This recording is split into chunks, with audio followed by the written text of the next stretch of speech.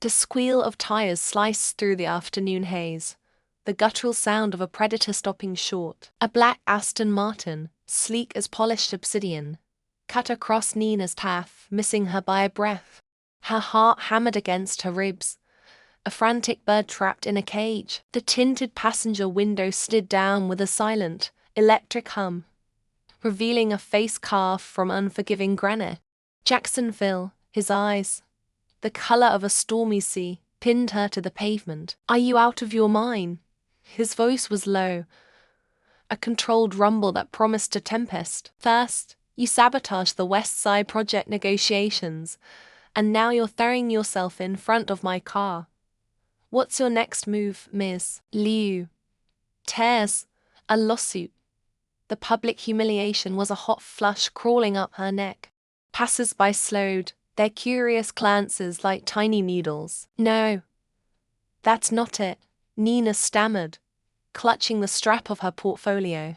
"Mr. Phil, you have to listen. Chase, my ex-boyfriend, he's the one who submitted that altered proposal. He got me drunk, staged photos of me in his bed, and threatened to ruin me if I didn't concede the project to his company." Her explanation tumbled out, desperate and raw, the truth sounding flimsy even to her own ears. Jackson's lip curled in a sneer of utter contempt.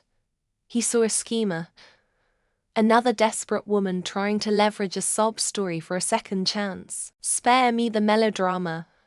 I've heard better lies from more convincing actresses." He unlatched the passenger door from the inside, a click echoing in the tense silence. "Get in the car." It wasn't a request. It was an order, laced with an authority that left no room for argument. "My time is valuable, and you will not continue to make a scene on my doorstep." Defeated, Nina slid into the plush leather seat. The door closed, sealing her in a world of muted city noise and the cold, expensive scent of his cologne. Her face fell, the last of her fight draining away. It wasn't just about the project anymore. It was the crushing weight of his judgment, the casual certainty with which he'd painted her as a villain.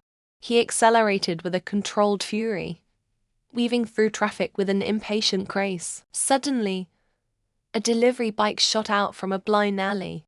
Jackson slammed on the brakes, the car lurching to a violent halt. His leather briefcase flew from the console, its sharp metal corner catching the back of his hand as he braced himself against the dashboard. "Damn it," he swore under his breath, ignoring the stinging pain. But Nina saw it, the bright crimson welling up, staining the pristine white cuff of his shirt. "You're hurt?" she said, her voice barely a whisper. "It's nothing." He dismissed her, his eyes fixed on a road ahead.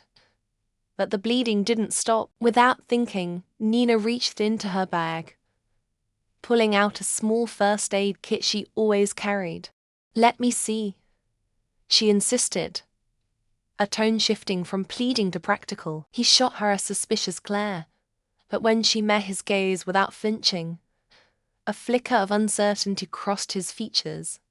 He grudgingly extended his hand. Her touch was surprisingly gentle as she cleaned the gash with an antiseptic wipe and carefully applied a bandage. For a fleeting moment, the space between them was devoid of accusation, filled only with the soft rustle of the wrapper and the unexpected intimacy of her care. He watched her, his jaw tight, the cold mask on his face momentarily disturbed by a current of confusion. He pulled his hand back the second she was done, a wall between them slamming back into place. That evening, Nina returned to the sanctuary of her small apartment, the confrontation with Jacksonville leaving a bitter residue in her soul. She found her roommate, Rolla, fussing over a pot of tea, her face a perfect mask of concern.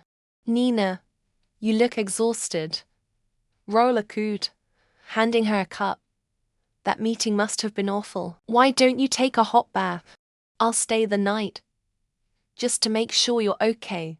Nina accepted the tea, her expression weary. But inside, her mind was a steel trap.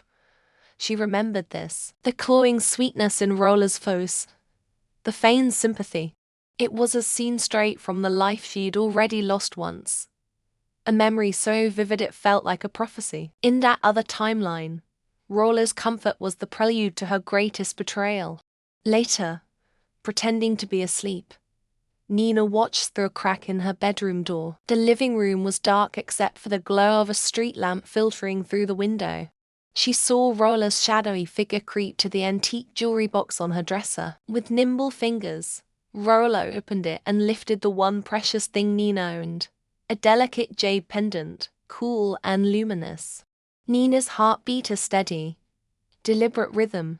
She wasn't afraid, she was ready. A quiet smile touched Nina's lips in the darkness. She remembered everything. She remembered Roller using this very pendant to present herself to the wealthy Collins family as their long-lost daughter. She remembered her own cries of disbelief being dismissed, her life spiraling into ruin while Roller lived the life that was rightfully hers. But this time, Nina was no longer a victim. The pendant in the box was a perfect replica she'd commissioned weeks ago. The real one was safe, hidden away. A cold, clear resolve settled over her. Let Roller walk into the fire. Nina would be waiting on the other side. Weeks later, the grand ballroom of the Collins estate glittered with diamonds and ambition. Roller stood on the dais beside a beaming Mr. and Mrs. Collins, a vision incutor. She wore the fake jade pendant, a triumphant glint in her eyes as the family's spokesperson stepped up to the microphone. And now, he began, his voice booming. It is with immense joy that we officially welcome back the daughter we thought we had lost forever. Stop. The command cut through the celebratory murmurs like a shard of glass. A man strode toward the stage, his presence radiating an authority that silenced the entire room. It was Mark Collins, the family's eldest son, his face a thundercloud of fury. She is not my sister. A collective gasp swept through the ballroom. Roller's confident smile faltered, her face draining of color. Mark held up a file. There was an irregularity with the initial DNA sample. A new, verified test proves she is no relation to us. His gaze, cold and sharp, landed on Roller. But the most damning evidence is dangling from your neck. He gestured to the pendant. My sister's pendant was carved from a single piece of imperial jade. An expert confirmed this morning that yours, he paused, letting the weight of his words hang in the air, is a high-quality fake. A world tilted under Roller's feet. The triumphant smile shattered, replaced by a mask of raw panic and disbelief. Her grand deception had collapsed in the most public and humiliating way imaginable. Hidden amongst the catering staff near the back of the room, Nina watched the spectacle unfold. She felt no glee, only the quiet, profound satisfaction of a carefully laid plan coming to fruition. Justice was beginning.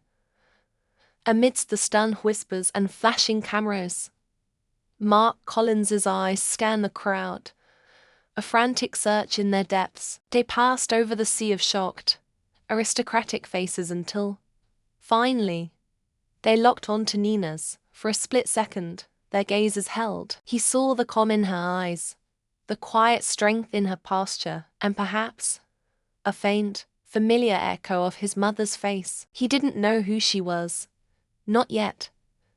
But a seed of recognition had been planted.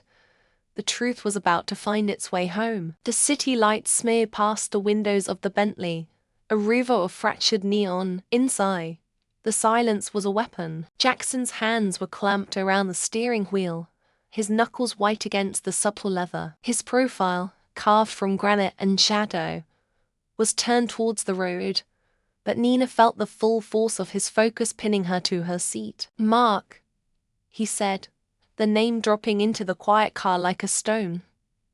What is he to you? The question was clipped, precise, an interrogation disguised as conversation.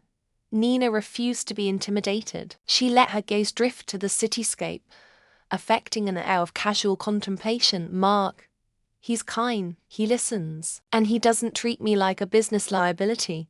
She paused, turning to face him, a deliberate, provocative smile playing on her lips. Frankly, He's 100 times better than a certain Mr. Phil I know. The engine's low hum seemed to deepen. She saw it then, a muscle jumping in his clenched jaw, a flicker of something raw and unguarded in his dark eyes before the mask of indifference snapped back into place. The stoic CEO had a crack in his armor. "Stay away from him," Jackson commanded, his voice a low growl that vibrated through the car. It wasn't a suggestion. It was an order. The possessiveness of it sent a strange, unwelcome thrill through her. She leaned forward slightly, closing the distance between them, her voice a soft challenge. "Are you jealous, Mr. Phil?" His response was not verbal. With a sudden, fluid motion, he pulled the car into a dark, empty side street, the tires emitting a soft hiss on the pavement. He cut the engine, plunging them into an even deeper silence, broken only by the sound of their breathing. He turned fully in his seat, his broad shoulders blocking the faint glow of the streetlights. His presence was overwhelming, his gaze an intense, burning force that stripped away her bravado. He didn't touch her, but she felt branded by his proximity. He held her stare for 3 long, suffocating heartbeats, a silent declaration of power that needed no words. He restarted the car as abruptly as he'd stopped it, pulling back into the flow of traffic. The air remained thick with unspoken threats and a tension I felt dangerously close to desire. Nina leaned back against the cool leather, her heart hammering against her ribs. She had her answer. And though she would never admit it, her secret, triumphant satisfaction warmed her. She had rattled him. The Simon family mansion felt like a different world, one of polite smiles and hidden daggers. The tension from the car ride dissipated, replaced by a more familiar strain. "This is extraordinary," Nina, her adoptive father, Richard Simon, declared, his eyes shining with genuine pride. He held up the draft designs for the Imperial Valley project, his fingers tracing the elegant, innovative lines. "Your vision here, it's what this company needs." "It's brilliant." Nina felt a flush of warmth. This project was her chance to prove herself, to finally step out of the shadows. From across the grand living room, she saw her adoptive sister, Vicky, force a tight smile. The look in Vicky's eyes, however, was pure acid. It was a look Nina had seen 1,000 times, a venomous envy that soured every one of Nina's small victories. Later that night, the praise still echoing in her ears, Nina worked late in her room, making final adjustments. Stepping away for a moment to get some water, she left the blueprints spread across her desk, a testament to months of sleepless nights and relentless effort. It was all the time Vicky needed. Slipping into the room like a phantom, Vicky's eyes landed on the designs. Richard's words, brilliant, extraordinary, played in her mind, each one a sharp jab at her own inadequacy. A snarl twisted her features. With swift, vicious movements, she seized the thick vellum sheets. The sound of tearing paper was a savage rape in the quiet of the house. She didn't stop until the intricate designs, Nina's future, were nothing more than a pile of irreparable confetti. When Nina returned, the water glass slipped from her hand, shattering on the hardwood floor. She stared at the desk, her breath catching in her throat. The shredded remains of her work were a scene of utter devastation. All the lines, all the calculations, all the artistry gone. Her face drained of color as the world tilted on its axis. "Oh my goodness, Nina," Vicky cried, appearing in the doorway with a mask of perfect, horrified concern. "What happened? Did you?" She let the question hang in the air, her expression a careful blend of pity and accusation. "The pressure must have been immense. It's okay. Sometimes people just snap. You were probably just overwhelmed." The gaslighting was so blatant, so cruel. It jolted Nina out of her shock. A deep, cold wave of betrayal washed over her, more chilling than the spilled water seeping into her socks. It wasn't just the destruction of her work. It was the casual, smiling malice behind it. But this time, Nina had been ready. "Housekeeper Lynn," Nina called out, her voice steady and clear, cutting through Vicky's feigned sympathy. "Please come here." The older woman hurried in. "Yes, Miss Nina, you mentioned finding something odd when you were dusting my bookshelf earlier," Nina said. Her gaze locked on Vicky. "What was it you found?" A housekeeper looked confused for a moment, and her eyes lit with understanding. She retrieved a small, fluffy teddy bear from the shelf. "This little doll, miss. I found a strange little glass eye in its chest. I thought it was broken." She fumbled with the doll's plush torso, revealing the tiny, dark lens of a microcamera. Vicky's face went pale. "A camera? What is this? Let's see what it recorded, shall we?" Nina said calmly, taking the camera and connecting it to her tablet.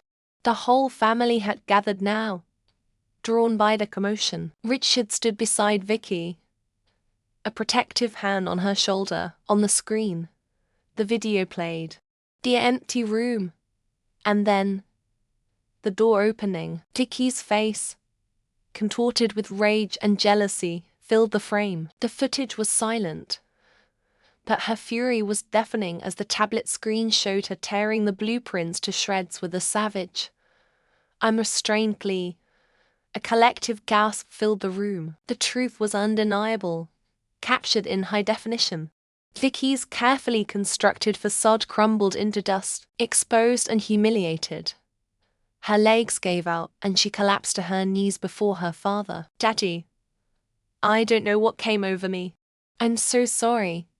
Please, forgive me," she sobbed, clutching at his trousers. Richard looked from his weeping daughter to the cold, shredded paper, his face a canvas of shame and disbelief. Nina stood apart from it all, composed and resolute. The pain was still there, a sharp ache in her chest, but it was now forged into something harder. "There's nothing to forgive," she stated, her voice devoid of emotion. "But I think it's time we made things clear. Tomorrow, I will have my lawyer draft a property notarization. I will renounce any and all claims to the Simon family assets and inheritance." "Nina." "No," Richard whispered, horrified. "It's my decision," she said, her chin held high. She was done playing the part of the grateful orphan. "However," she added, her eyes glinting with shrewd intelligence, "this does not include the properties and shares that my biological parents left in trust for me, which are already legally under my name. I will be taking what is rightfully mine."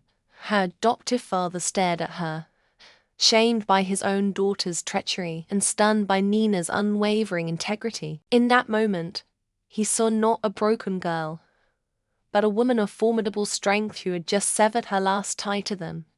Defeated, he gave a slow, reluctant nod. The clink of silver on porcelain was the only sound between them.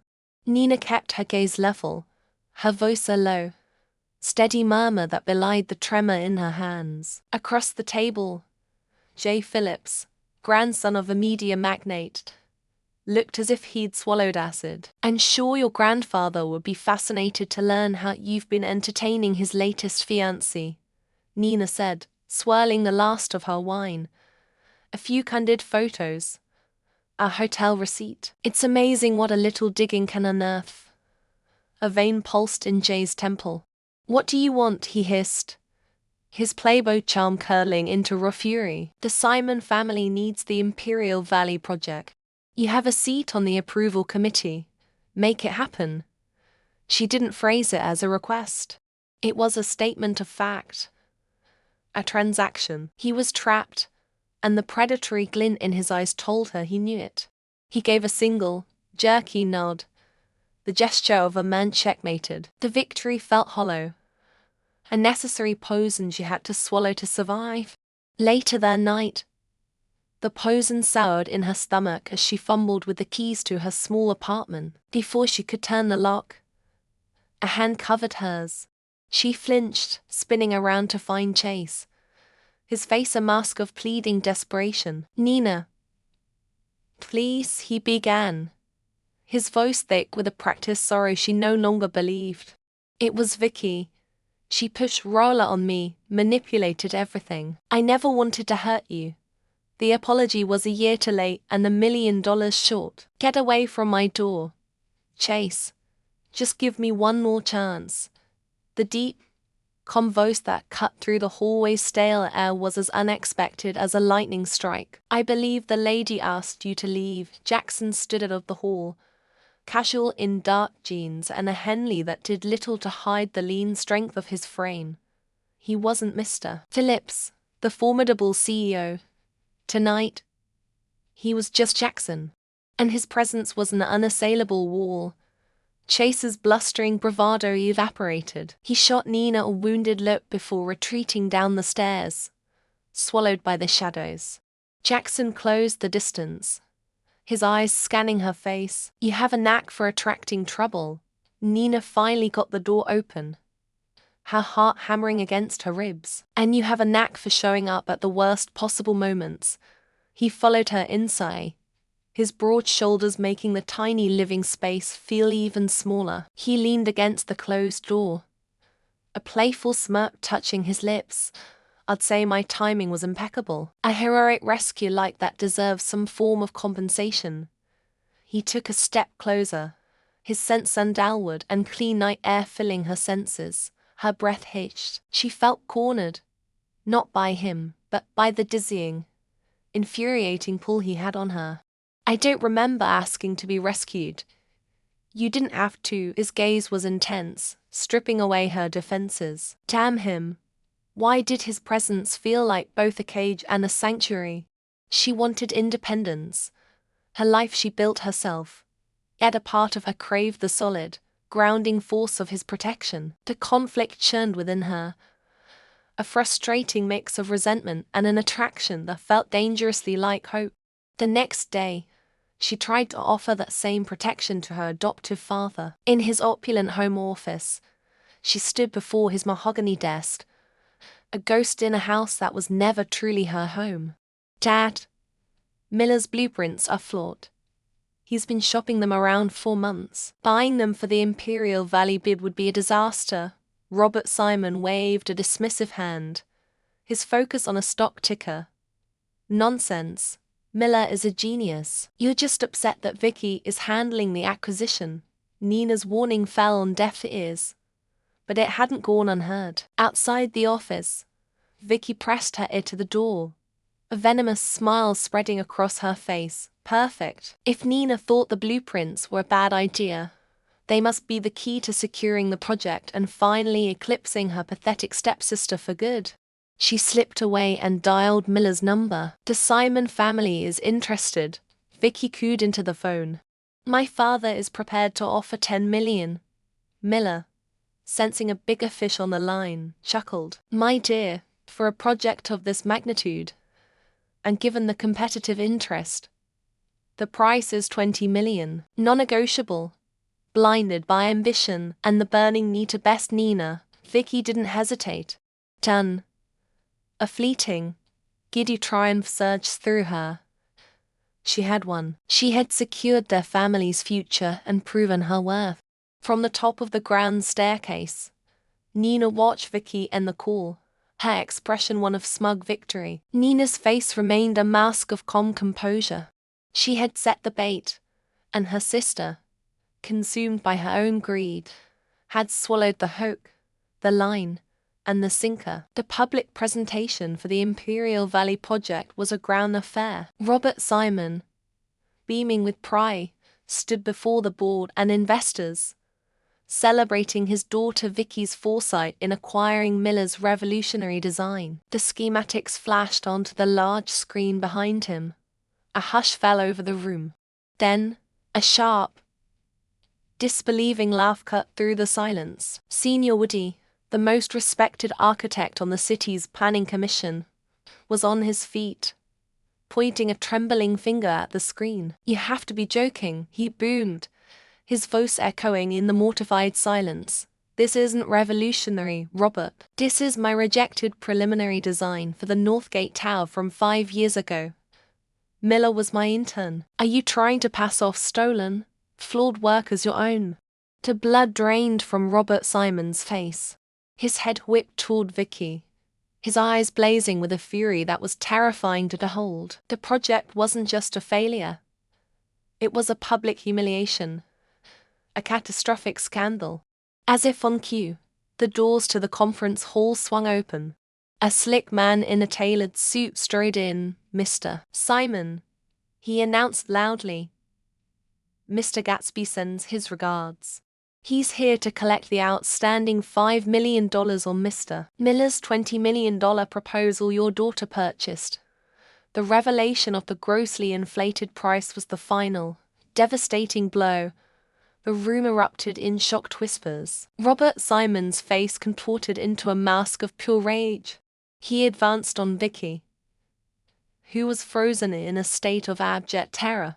"You," he spat, his voice low and shaking with wrath. "You foolish, incompetent girl. You've ruined me. You've ruined this family, father.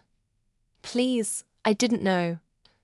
Vicky sobbed, reaching for him. He slapped her hand away as if it were poison. "You are no daughter of mine. Get out. Get out of my sight and never come back." He turned his back on her.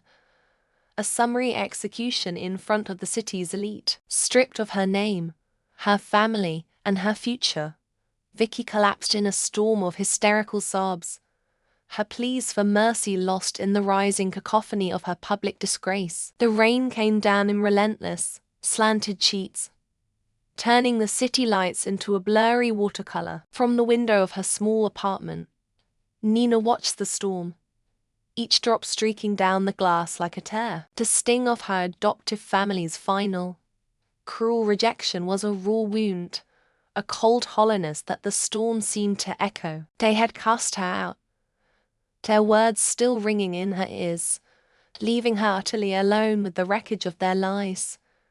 She was adrift, a ghost in her own life. A sharp, unexpected knock on the door startled her. It was late, the wind howling a fierce symphony. Hesitantly, she opened it to a sight that stole her breath. Jackson stood on her doorstep, his impeccably tailored suit plastered to his frame, dark hair dripping onto his shoulders. The city's most formidable CEO looked completely undone, his usual armor of cool authority washed away by the deluge. He didn't say anything at first, just held her gaze, his own filled with an unguarded intensity she'd never seen before. "I wanted to see you," he said, his voice a low rumble beneath the storm's percussion. He took a half-step closer, water pooling at his feet. "I missed you a lot." The confession, so simple and direct, disarmed her completely. Every defense she had painstakingly built against him, every wall she had erected to protect her bruised heart, began to crumble. This wasn't the intimidating Mr. Phil, the man who had misjudged her so harshly. This was just Jackson, vulnerable and drenched and standing at her door because he couldn't stay away. A warmth spread through her chest, a fragile bloom of hope in the desolate landscape of her heart. "You're soaked," she said, her voice barely a whisper. A ghost of his familiar smirk touched his lips, though it was softer now, tinged with self-awareness. "The rain is biblical. It would be reckless to drive in this weather." He glanced past her into the warmth of her apartment. "I don't suppose you have a towel." It was a flimsy excuse, and they both knew it. He wasn't seeking shelter from the storm. He was seeking it with her. A week ago, she would have sent him away. But now, seeing the quiet plea in his eyes, she found herself stepping aside. The world had turned its back on her, but here he was, braving a tempest just to stand on her welcome mat. She nodded, a silent surrender. As he stepped inside, bringing the scent of rain and the current of unexpected heat into her small space, Nina realized she didn't feel so alone anymore. His presence was a quiet anchor in the storm, a surprising solace she hadn't known she was desperate for. The transition from the quiet intimacy of her apartment to the blinding glare of the press conference was jarring. Nina stood on a brightly lit stage, a lone figure facing a sea of reporters. Camera flashes popped like miniature lightning strikes, the relentless clicking a frantic, metallic heartbeat. The air was thick with anticipation. In the front row, her adoptive mother, Mrs. Lee, sat with a look of predatory expectation. As the moderator prepared to open the floor for questions, Mrs. Lee caught Nina's eye. She gave a slight, almost imperceptible nod, her lips mouthing the words they had rehearsed. "He forced himself on me." It was the linchpin of their plan, a false accusation of assault against Jackson that would ruin him and secure them a massive settlement. The ultimate betrayal, packaged as justice. Nina's breath hitched. She took a deep, steadying breath, the microphone cool against her trembling fingers. Her gaze swept over the eager faces, the hungry lenses, the entire apparatus of public ruin waiting for her signal. For a moment, she saw only two paths, the one paved with lies, which would please the only family she'd ever known, and the one paved with a devastating, lonely truth. Then, she saw him. Jackson was standing at the back of the room, half hidden by a column, his expression unreadable, but his focus entirely on her. He wasn't judging her or pressuring her. He was just there, trusting her. He had come to her door in the rain, stripped of his power and pride, and now she held his entire reputation in her hands. In that instant, the choice became clear. It was never about them. It was about her. "I'm here today to set the record straight," Nina began, her voice ringing out with a newfound clarity and strength that surprised even herself. The room fell silent. "There have been vicious rumors circulating about Mr. Jackson Phillip and myself." She looked directly into the nearest camera, imagining the whole world was watching. "I want to state, unequivocally, that Jackson Phillip did not assault me. He has never, at any point, behaved with anything other than professionalism and respect. The accusations are false, born from a malicious attempt to defame him." A collective gasp rippled through the press corps. At the back of the room, Jackson's rigid posture visibly relaxed, the tension in his jawline softened, and for a fleeting second, an expression of profound relief and unadulterated pride crossed his face. His trust had been rewarded. Nina ignored the frantic shouting of her adoptive mother and the bewildered looks from the reporters. A profound sense of liberation washed over her. It was a terrifying, exhilarating freedom. By choosing her own truth, she had finally severed the toxic ties that had bound her for so long. She had saved him. But more importantly, she had saved herself. The Collins family estate was a world away from the storm-swept city and the harsh lights of the press conference. Sunlight streamed down, illuminating the lush, manicured gardens where roses and peonies bloomed in a riot of color. A few weeks had passed, and the world had shifted on its axis. News had officially broken that Phillip Enterprises was partnering with the Collins family on the landmark West Side development project, a deal that solidified Jackson's position and intertwined their futures. But the most significant change was within Nina herself. She was no longer just Nina. Here, surrounded by the family that had unknowingly searched for her for years, she was Emma Collins. The name felt strange and wonderful on her tongue, a key unlocking a part of herself she never knew was missing. The lost heiress found. She had found her history, her home, a true sense of belonging. She was standing by a marble fountain, tracing the cool stone with her fingertips, when Jackson found her. He came to a stop beside her, forgoing his usual suit for a simple linen shirt that made him seem younger, more approachable. "Emma," he said, the name sounding perfect in his voice. She smiled, a genuine and troubled smile. "I'm still getting used to it." "It suits you," he said softly, his eyes full of a deep, abiding tenderness. "The truth always does."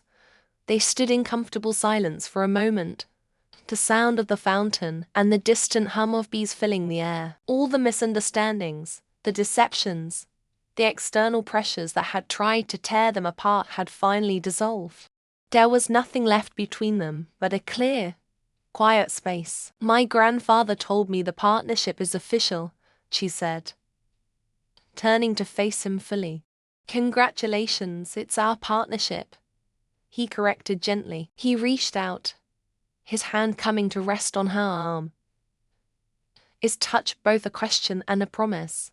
"I wouldn't have done it without you." The last of her reservations melted away under his sincere gaze. This was real. He was real. She leaned into his touch, her heart finally feeling safe. He drew her closer, wrapping his arms around her in a gesture of unwavering commitment. It wasn't a passionate, desperate embrace, but something far more profound, a quiet, protective circle of love. It was an embrace that said, "I'm here.